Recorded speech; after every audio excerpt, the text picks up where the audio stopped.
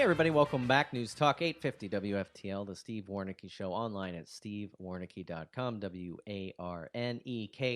Kelly and I were just talking. I'd like some feedback on the opening portion of the show if you were listening, the car buying. If not, it's going to be online at stevewarneke.com later.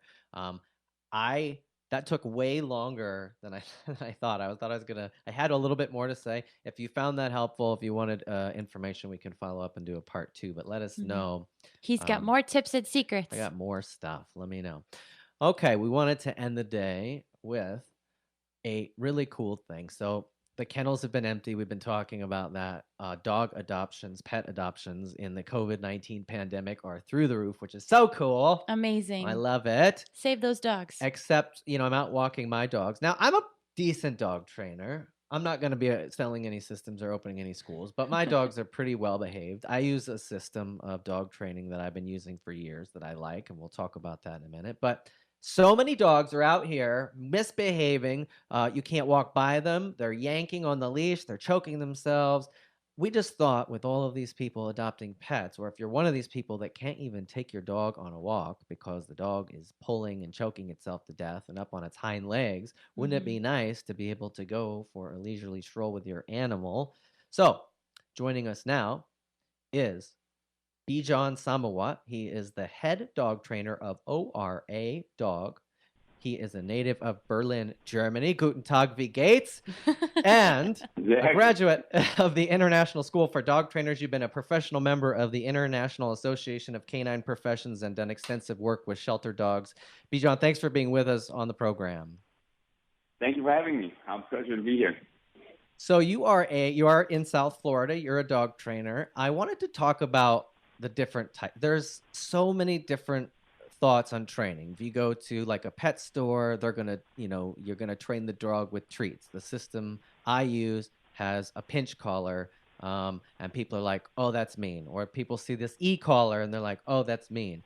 I want you to talk about your system of dog training, and you and I spoke about this yesterday. What do you use? What do you recommend? Well, what I use is basically a mixture out of those two trains of thought. So like there's the people who just use food for everything, and then there's people who just use the pinch collars or the e-collars for everything. But, with everything in life that, you're limiting yourself if you're just sticking to one system. So what I do is basically a combination of both. You work for money, I work for money, dogs work for money too, right? So I want to create a value to my love, affection, and food. Therefore, I use the food that the dog eats in the morning or to use the food that the dog eats at night, and I use that for the training. But I combine that with like a pinch collar, a choke chain, or an e-collar. So this way I can, tell my dog when it's doing something wrong, but I can reward it and pay it, and motivate it to do it the same way I want it to do it over and over again, and feed it with the food.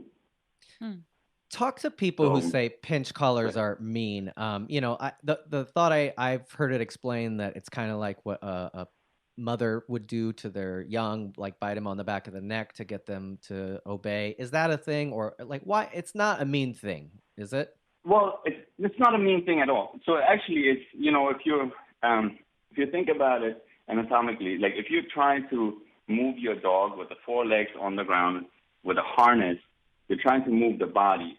But if you want to control the dog or you want to control the person, you got to move the head to move the body. So if I can control my dog by the head, I can use less pressure, less force.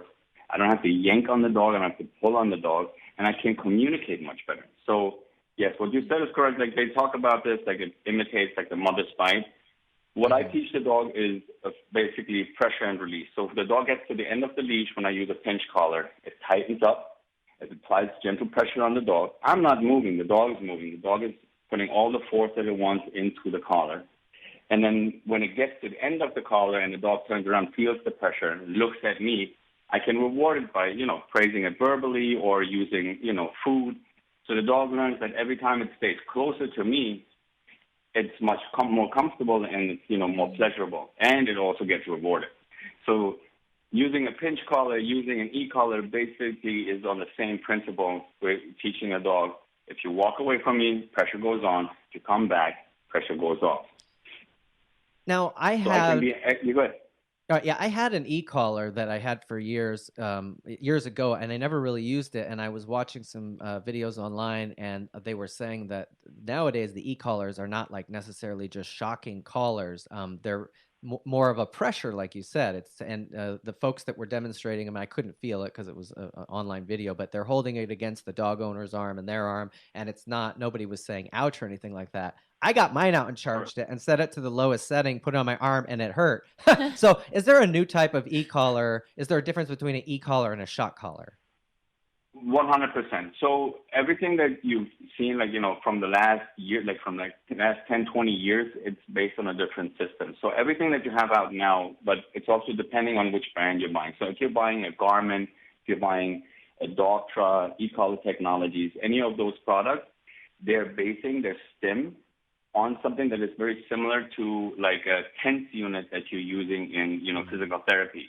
So there's basically two contact points that go on your body. There's an electric current that runs between it, and you can dial it up in different levels. Some have like from 10 to 100 levels, where the current that runs through it gets intensified so the dog feels it, but then we can increase it and decrease it. So it's not a shock collar, it's not a taser. It's also very different to an electric fence. What people use sometimes to keep their dogs in a certain boundary. It really is more like a tense unit, so it tingles, the dog feels it. But we're also not just throwing it on the dog and just like, lighting the dog up like a Christmas tree. It's, right. You got to know what you're doing. You're using it in combination, for instance, like I said, with the food. So I teach the dogs, like, look, you walk away, the pressure goes on. I give the dog a little bit of leash direction. Like, I put the e-collar on, put a leash on, give a little bit of leash direction. The dog turns around, looks at me, and then the pressure turns off. So I have the ability, most of these units have a momentary function and a continuous function, which means that I can tap the button and the pressure is going to stay on between like 1/10 to 1/25 of a second, or it stays on for, like the entire time that I hold the button down. So I can turn it on and off. I can use it the same way how you would use a leash, where you can use a pop on the collar or a pull. I can do the same thing with an e-collar.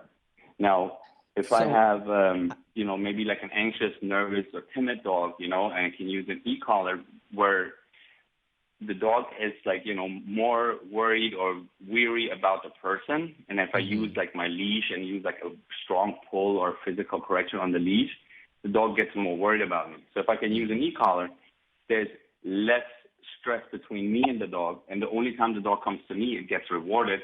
But I can still turn the pressure on and off and redirect my dog. Now there's a lot of nuances too also. So I think you really have to know. Just real quickly, we have about a minute left, but I can get a dog with a pinch collar and a leash to not be pulling on the leash within 5 to 10 minutes. Is that your experience if you're doing it correctly? If you bring me a dog, any dog, and you give me a pinch collar and a dog, it takes me about somewhere between 5 to 10 minutes to make this dog walk nicely next to me on a leash. All right. Bijan Samawat of ORA Dog. Tell people where they can get a hold of you if they want your services and where they want to find more from you. Well, you can find me on www.oradogtraining.com. I'm on Facebook and Instagram at ORA Dog Training. I'm in Lakewood, West Palm Beach. You can give me a call at 347-491-9077. All right, man. We're out of time. Thanks very much. Thanks for being on the program. All right, everybody. We'll see you next week on the Steve Warneke Show.